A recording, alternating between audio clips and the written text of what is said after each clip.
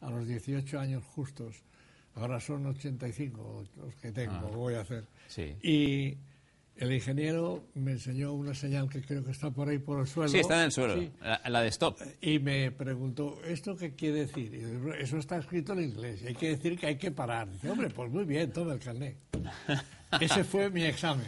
Una forma sencilla. Pero el resultado fue bueno, porque 53 Hombre, años además, aprobó usted con matrícula de honor. Sí. Como ahora, ¿no, don Francisco? Sería un examen como ahora, más o menos. Más o menos. Sería parecido. Bueno, por cierto, 13 millones de conductores y propietarios de vehículos con más de 10 años van a recibir una carta que enseguida contaremos en qué consiste esa carta de la Dirección General de Tráfico, que de vez en cuando también envía alguna que otra correspondencia que no sean multas. También la Dirección General de Tráfico sirve para otras cosas. Pero el casco en ciudad, se está hablando mucho de ello, obligatorio o no, ya va a ser con la nueva ley de tráfico que se pondrá en marcha en primavera y el Reglamento General de Circulación, va a ser obligatorio para los menores de 18 años en ciudad. Pero los mayores todavía está en duda. Se están reuniendo las comisiones de seguridad vial en el Parlamento para llegar a un acuerdo. En principio, los ciclistas ya han hablado y han dicho que no quieren la obligatoriedad del casco en ciudad. Ya han hablado los ciclistas. El pasado miércoles hablaron, por su parte, también los representantes de las asociaciones, también de las aseguradoras, y estos sí se pusieron a favor de la obligatoriedad del casco en ciudad para los mayores de edad. Y la semana que viene son los ayuntamientos y entidades representativas en seguridad vial las que van a hablar sobre si sí o si no, que seguramente va a ser que no a la obligatoriedad porque les interesa, evidentemente, por el tema económico. Pero en cualquier caso, don Francisco Paz, resumiendo este asunto, lo que se ha presentado por parte de las asociaciones y concretamente por la Fundación MAFRE en la Comisión sobre Seguridad Vial y Movilidad Sostenible es que un informe donde se deja claro que debería ser obligatorio el uso del casco en ciudad porque así lo dicen los fallecidos. Bien, yo la verdad es que tengo mis reservas con todo esto. Yo creo que una vez más no se ataca el problema en origen, ¿no? Porque cuando vemos los accidentes que sufren los ciclistas o los que provocan, muchas veces vemos que el protagonista no es su falta de destreza o de habilidad, sino normalmente es el vehículo de 4 ruedas, ¿no? Los enlatados que les llaman ellos, ¿no?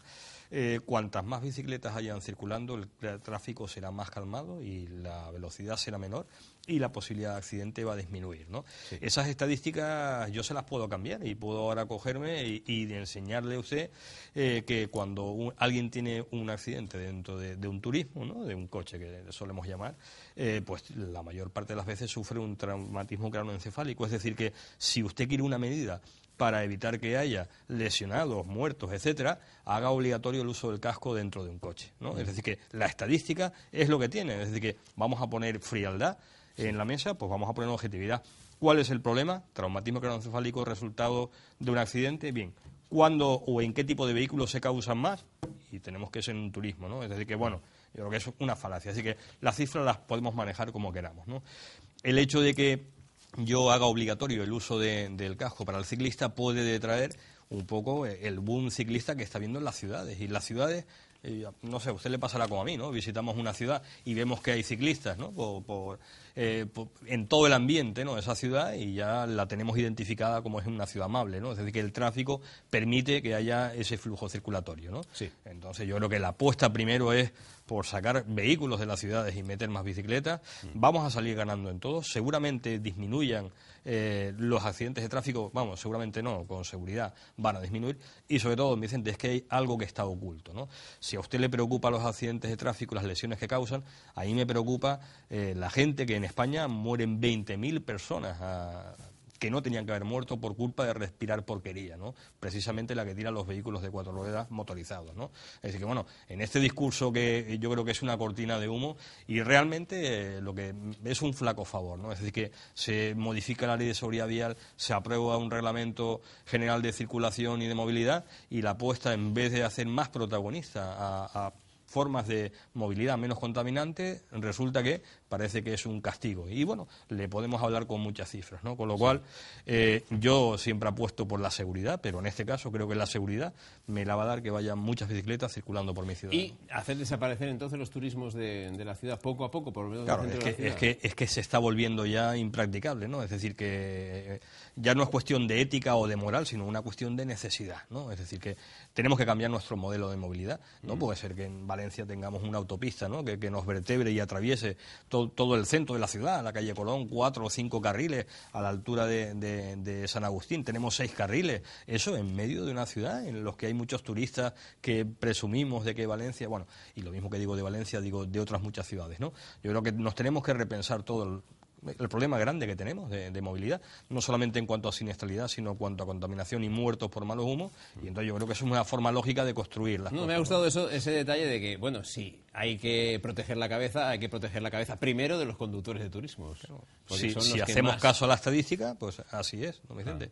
Y después, por un cerebro que usted quiera salvar, va a fastidiar a 1000 corazones. Me refiero que la posibilidad de que un ciclista muera en un accidente de tráfico por no llevar el casco es mínima comparado con lo saludable o lo cardiosaludable que es hacer ese tipo de ejercicios, ¿no? Con lo cual vamos a salvar 1 millón de corazones o vamos a salvar un cerebro que además a veces alguien lo tiene y ni se le nota que lo usa, ¿no?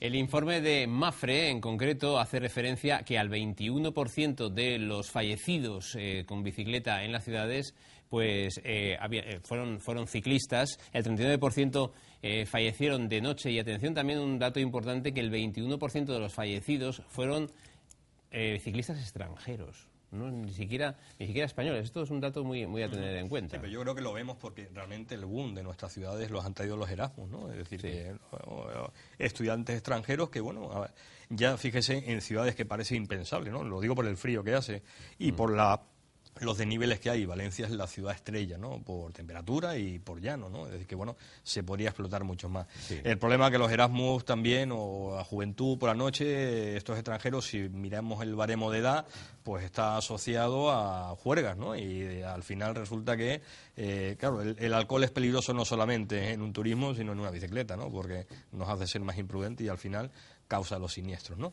Y sobre todo que no hay una buena cultura de la seguridad vial en la bicicleta, de autoprotección, pero ya no por el casco. Yo creo que una luz es más importante, el hacerte ver, ¿no? que el proteger tu cabeza, porque la mayoría de los accidentes se producen y el conductor de un vehículo motorizado dice, es que no lo he visto, porque precisamente iba sin señal o iba sin...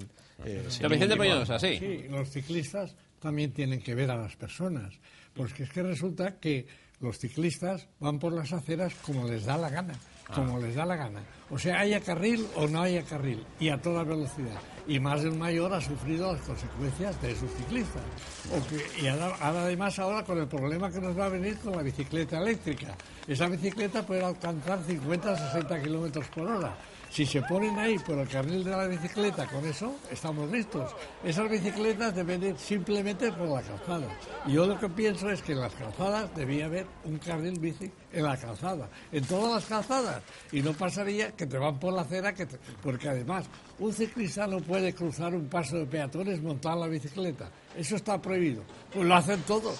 Sí. Todos van a montar la bicicleta. Fíjese, estoy totalmente de acuerdo con usted. O sea que es la primera premisa, o sea, el primero que hay que darle seguridad y el rango mayor posible normativo es al peatón, porque es más vulnerable. A partir de ahí, lo que no se concibe es cómo este reglamento va a permitir que los ciclistas puedan ir por las aceras y además va a permitir eso que usted ha dicho que está prohibido, de que yo con una bicicleta en un paso de peatones, pues el nuevo reglamento de circulación lo contempla como cierto. Es decir, que hace caso. Claro, no, pero el problema se podrá cruzar en un paso de peatones montado en una bicicleta y tendrá preferencia al ciclista. Eso contempla el nuevo reglamento de circulación. Preferencia al ciclista. Pero estamos apañados, pues. Estamos apañados. O está apañado el ciclista que vaya a una velocidad X cruzando por un paso para peatones y se exponga a que venga un automóvil a otra velocidad. Un conductor está preparado para la velocidad al paso humano, ¿no? Es decir, de un peatón y lo verá, pero un ciclista que pasa lanzado por ahí no lo va a ver, ¿no? Claro. Es decir, que el problema es hacer que coincidan peatones y ciclistas en el mismo espacio. Ese es el principal problema.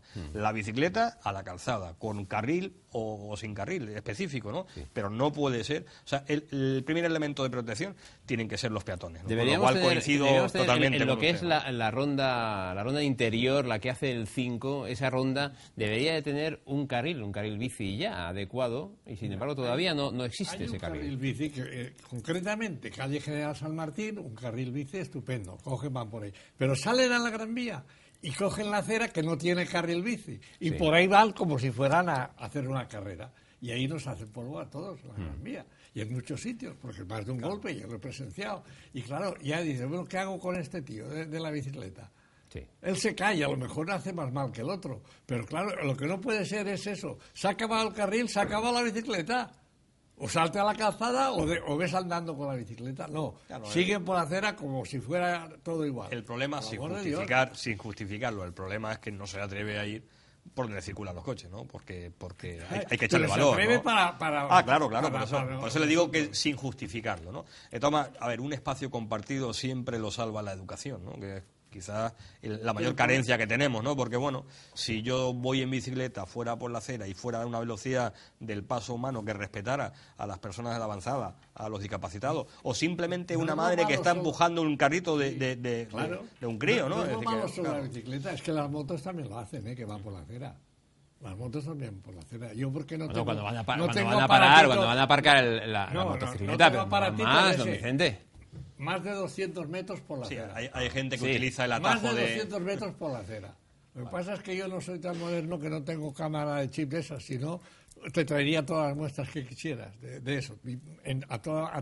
A toda pastilla por la acera. Yo creo que cualquiera hemos visto eso, ¿no? Me refiero que lo que usted dice, desgraciadamente, está en nuestra memoria. Los mayores que bueno, eso, vamos a entrar a los mayores. Venga, va, que queremos saber... Por cierto, solo un detalle. En la segunda parte tendremos una asociación de motoristas solidarios, se llama Ride for Life, que hablaremos de esta asociación.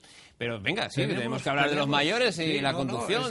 Problemas, soluciones a los problemas. Las rampas para entrar a los garajes. Eso es una cosa que en la cabeza de todo el mundo debía haber una puerta a la acera. ¿Pero eso es malo para la seguridad vial o para la seguridad y la protección del peatón? Sí, señor, porque a un señor, que lo conozco yo y que, en fin, gracias a Dios está bien y todo, pero y a otras personas que no conozco, que han venido a decirme, pues, cuando yo estaba en el Ayuntamiento de Defensor del Mayor, han venido que en una rampa de esa le dan un empujón a un abuelo o a una chica, a la chica hacen lo que quieren y al abuelo le roban lo que tiene.